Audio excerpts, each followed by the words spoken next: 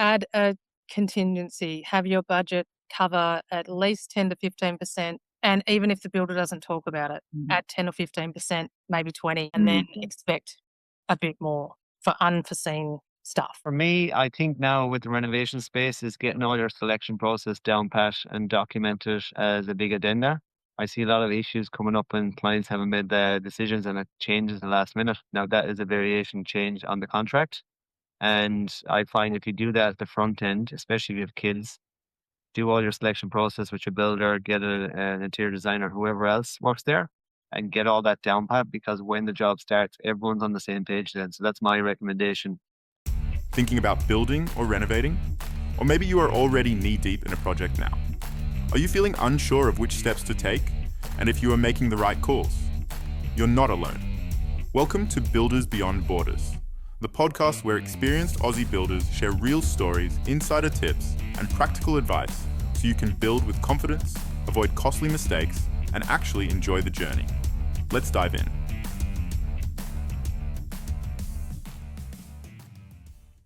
Hey everyone, and welcome to another episode of Builders Beyond Borders.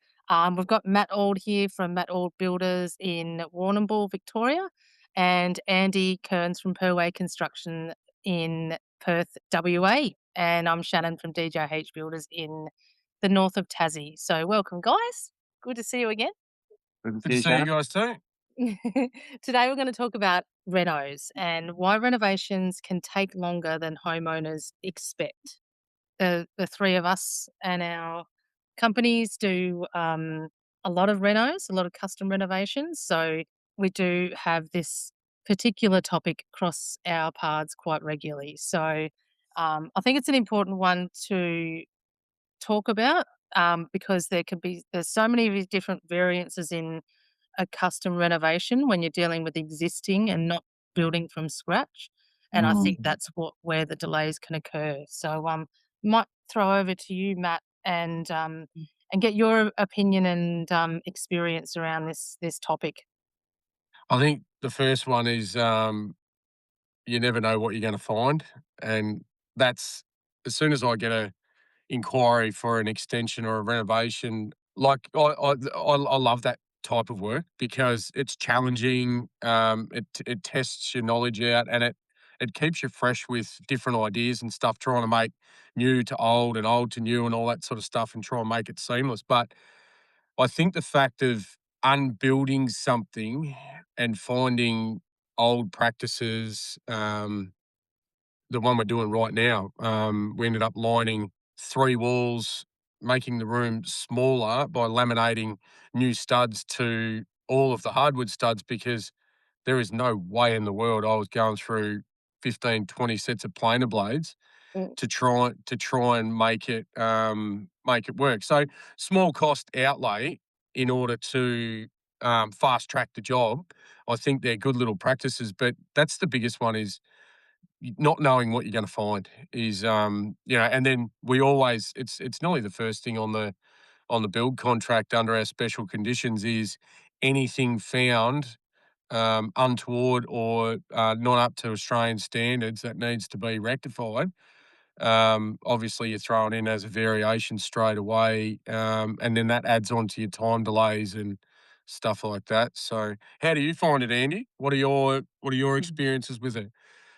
Yeah, thanks, Matt. Listening there, exactly what you said is so common for us too.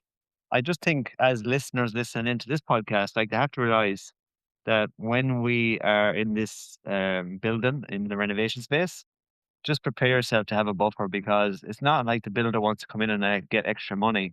Exactly what Matt says, things come up that we just don't know until we open up the walls and see what's happening. And this is where the builder and the client can actually fall out, if that makes sense, because Mm. at the end of the day, we're in there on a fixed price contract and we're trying to get it done on our schedule. And every delay that takes us away from the next job or could delay us to make a bit more profit in the company. So we're trying to tell clients now is there's going to be a communication when something comes up. We're going to have a meeting as quickly as possible. And we're going to give you 2 examples of what we think is the best way forward. And then we leave that to the client. We always make sure that we would recommend what we recommend. but it always comes down to the budget because some clients are maxed.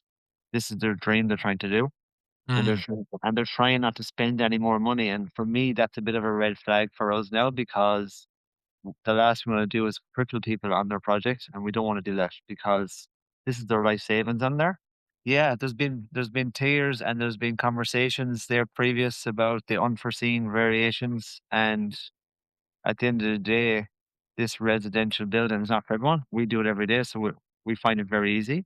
But for someone listening in that want to do a renovation themselves, I think I don't know if you have the time and the money, go for it. But it can take just as long to do it yourself, and it'll probably go over budget, double that if that makes sense. Because if you're a tradie walking into someone's house and they have no construction skills, that tradie's going to bump up the price to come in and do that little section of the job.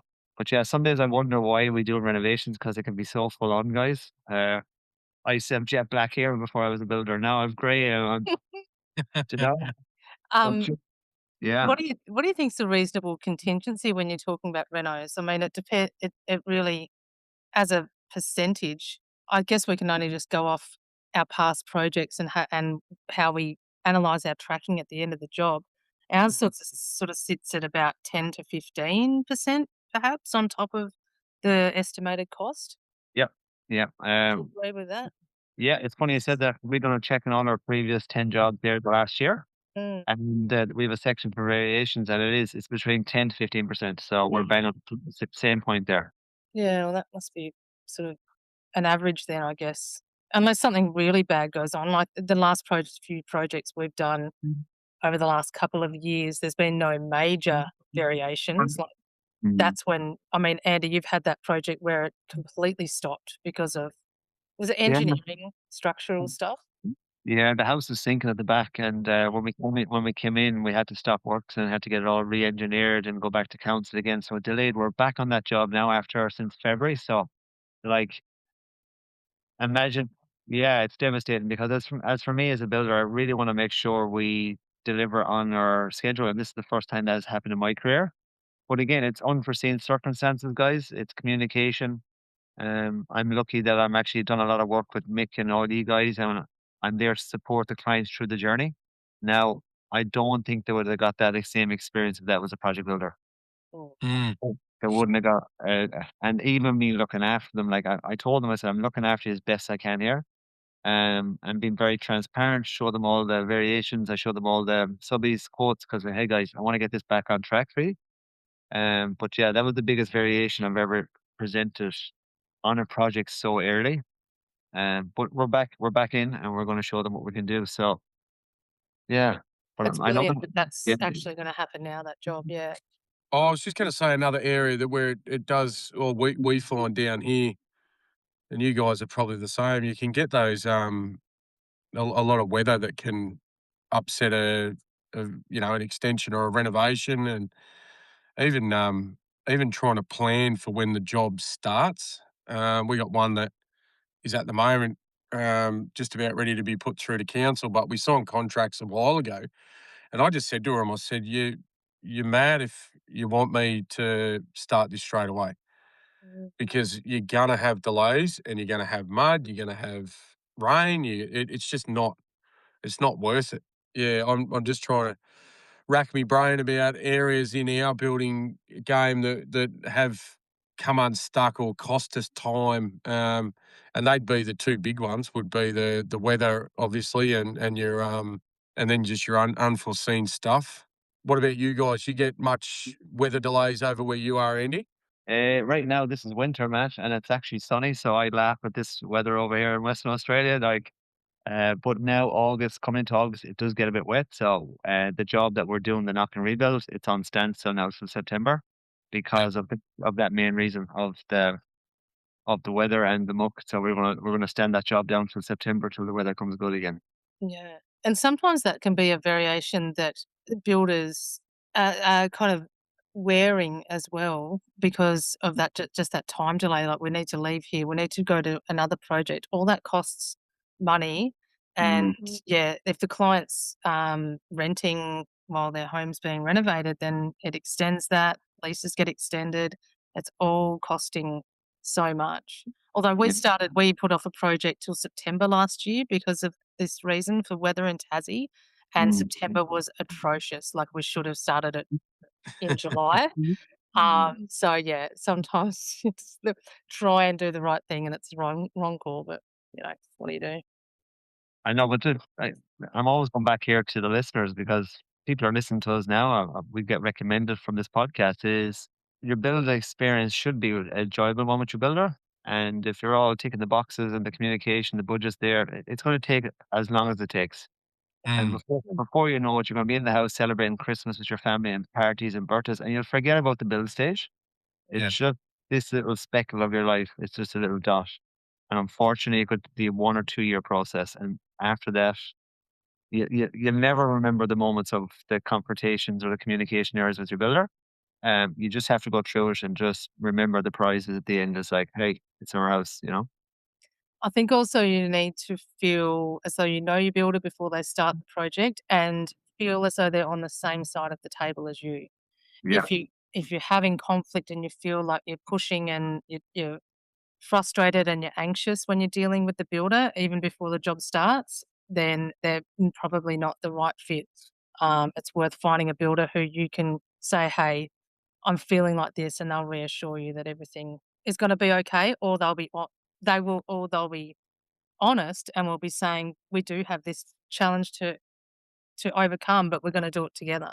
Like, it Mm. sounds a bit corny, but you've got to have a builder who is standing beside you, not above you, or holding things back that you don't understand, or especially there's a lot of females that we have in our prospects that come through with the female is the driving force of the project, and Yeah. sometimes and like, because the guys just say, whatever you want, darling. But it's like, sometimes as a female, I can see that people come to us and go, "I've spoken to another couple of builders and I'm just not comfortable. I can't understand what they're talking about. We just need a bit better communication." So it's another good point as well. Make sure you're comfortable. There's a lot of good men out there running building companies who will explain things to you until you know exactly what they're talking about. Isn't that very powerful the way you just said that? It's like we spend that biggest investment in buying or building or renovating. And then people go for a builder and they just have the worst experience ever and they just go, wish I could turn back the clock. So Yeah. I really do believe that you have to connect with your builder. Say for us, we have to connect with the two clients. If I don't see husband and wife in front of us, I have to reschedule. I have to reschedule the meeting and say, your husband's not here. And they're like, are you serious? I said, yeah, because I want to make sure my team are safe when we're coming Mm, to our future house with you. And they're like, oh, really? And I was like, yeah, because it's like a marriage for up to 2 years with you. I said, we have to make sure we're on the same page, guys. Mm. But I think that's true experience with all of us. We went through the hard knocks and stuff. It's one of them processes, isn't it, guys? But Shannon and Matt, you're doing amazing stuff. I watch you and what you're doing for your clients is unreal, you know?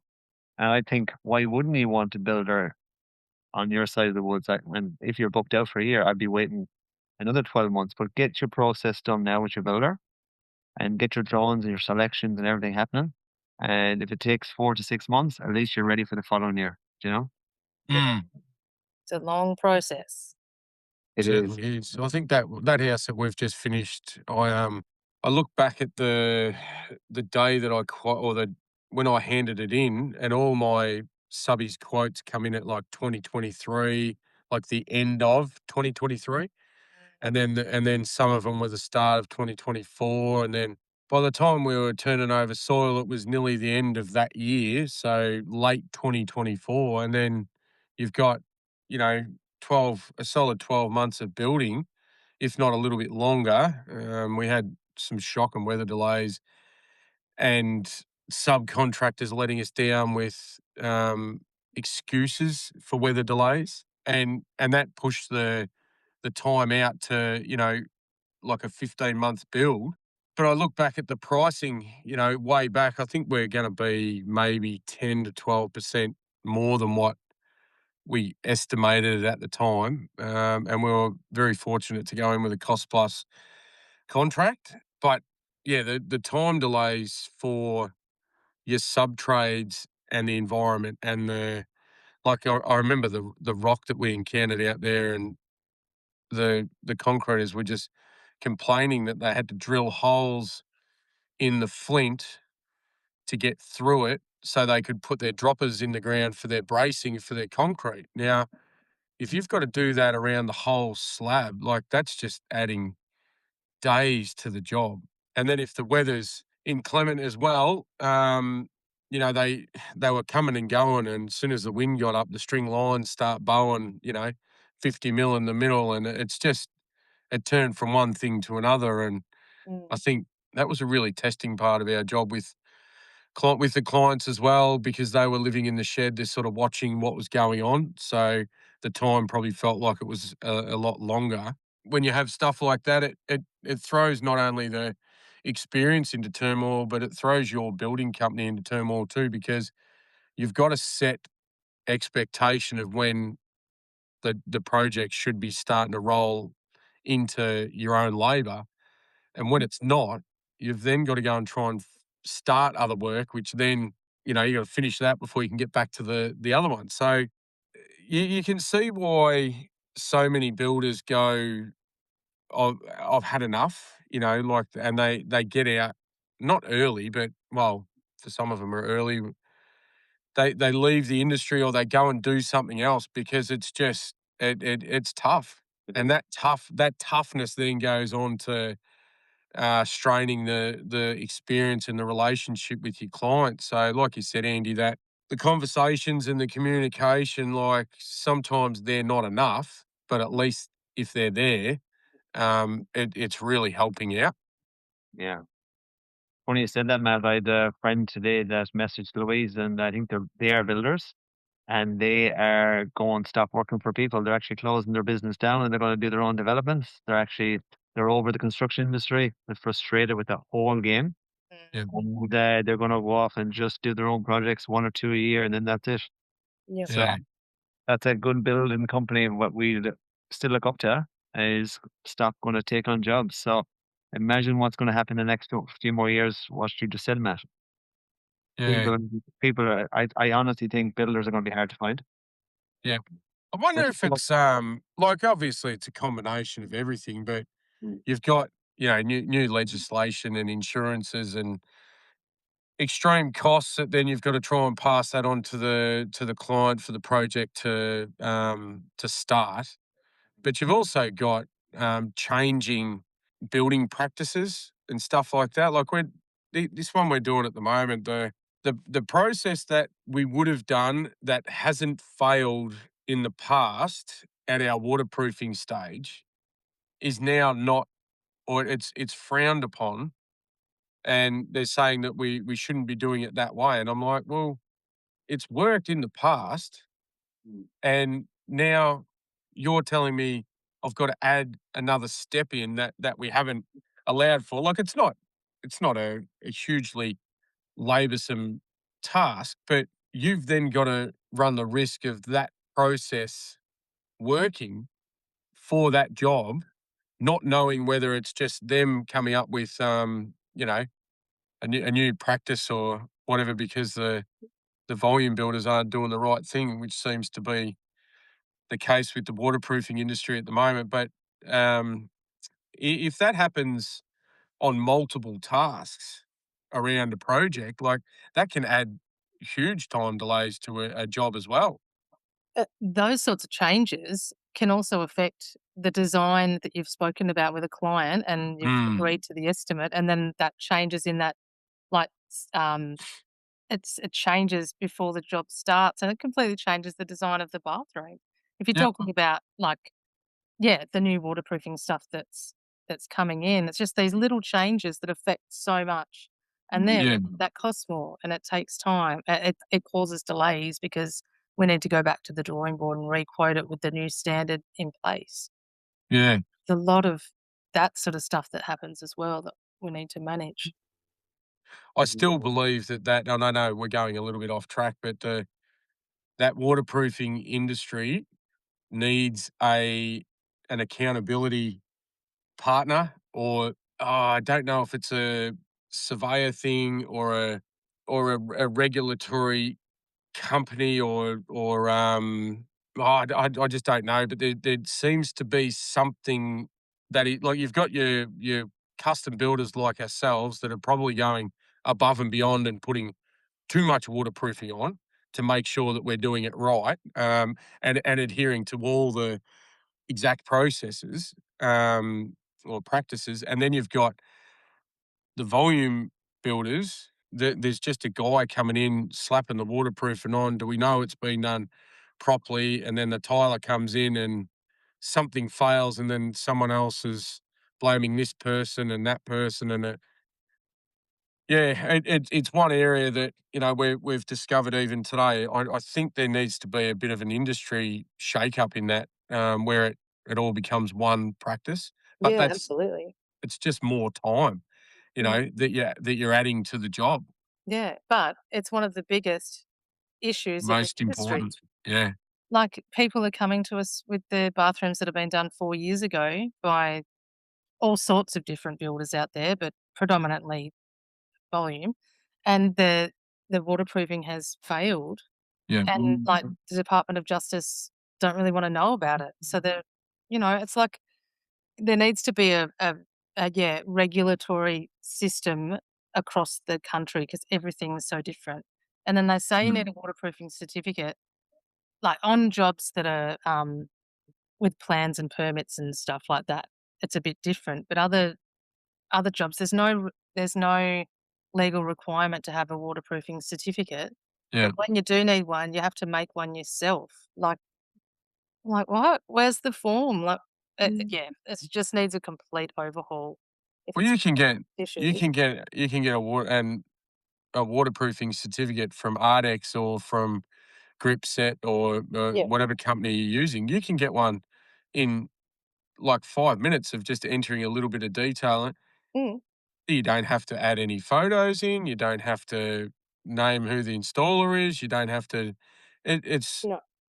and I know I read a stat the other day that the building commission, in Victoria, that 65% of the complaints that go through to it used to be the VBA, but now the BCP, are waterproofing issues from either bathrooms, laundries, or, balconies that have been done over the top of, so if that's 65% of the complaints, and then you've got no one who is, making the person or the installer accountable for that, Mm.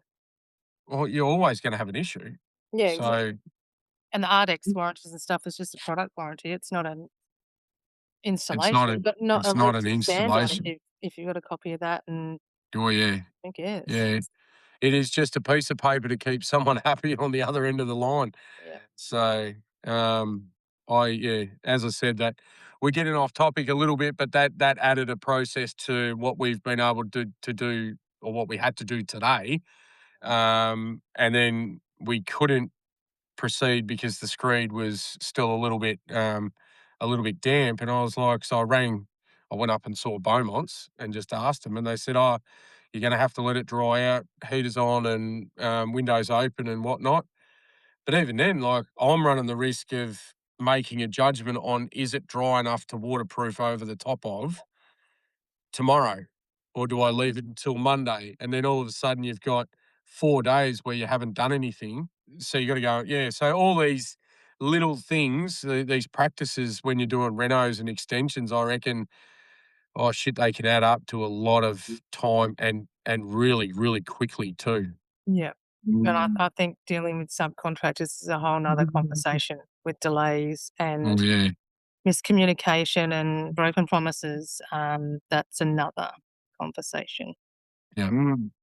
In an entitled world where they think they are the ones that own the job. Yeah. I always try to wrap up. What golden nugget would you give to the listeners today? Like at the end, like what advice, if you had to say the golden nugget, what would it be, Shannon? Add a contingency. Have your budget cover at least 10 to 15%. And even if the builder doesn't talk about it, at 10 or 15%, maybe 20, and then expect a bit more for unforeseen stuff. That's why, Yeah, I think it's hard because majority of the time you're living in the house while the building is happening, but having understanding of realistic timelines and accepting conversations, not as excuses, but as, look, this is happening and this is the conversation we have to have. So I think a little bit more understanding from clients as to why. But that gets back, like we said earlier, it gets back to the trust building at the start. So Beautiful. Yeah, for me, I think now with the renovation space is getting all your selection process down pat and documented as a big addenda. I see a lot of issues coming up when clients haven't made the decisions and it changes at the last minute. Now that is a variation change on the contract. And I find if you do that at the front end, especially if you have kids, do all your selection process with your builder, get an interior designer, whoever else works there, and get all that down pat because when the job starts, everyone's on the same page then. So that's my recommendation. But same with what you just said, Shannon and Matt, I would take that on board too. Just little gold nuggets for people because, yeah, we know how stressful it can be. So imagine someone doing this themselves with no construction background. That's right. Yeah. Yep. Excellent. Well, thank you so much for your time today, guys. And anyone listening that has any questions or anything, please reach out to us. Just send us a message and we'll help you. But otherwise, we'll see you on the next one. Thanks, guys. Thanks, guys. See you guys. See ya. Thanks for tuning in to Builders Beyond Borders. If today's episode helped you feel more prepared, clearer, or more confident, share it with a mate who's planning their own build or reno. Got a question about building, renovating, or working with tradies? Send it our way. We might cover it in a future episode. And don't forget to hit follow or subscribe so you never miss the real stories, practical tips, and builder insights we've got coming your way.